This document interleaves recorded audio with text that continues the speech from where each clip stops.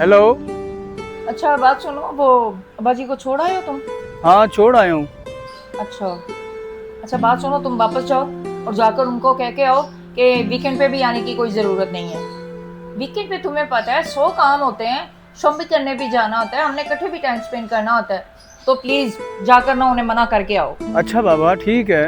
अभी जाओ वापस, अभी वापस जाओ और उनको बोल कर आओ। ठीक है, मैं अभी जाता हूँ वापस। हाँ बस ठीक है, उन्हें मना कर आओ जाके। ओके। ओके।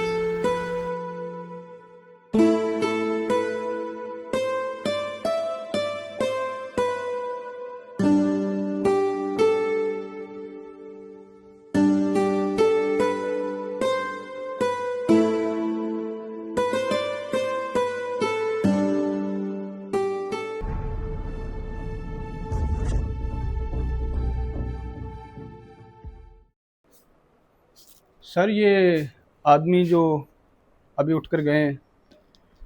हाँ, ये बेचारा किस्मत का मारा। इसका एक बेटा है बदबख्त बदनसीब।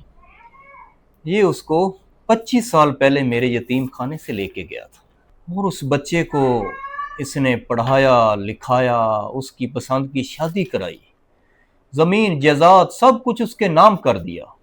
उस खबीस इंसान ने उसकी कुर्बानियों का क्या सिला दिया है कि इस बुढ़ापे की उम्र में उसको ओल्ड एज होम में छोड़ के चला गया। आपको पता है सर, वो बदबख्त और बदनसीब इंसान मैं ही हूँ। वो मेरा ही बाप था।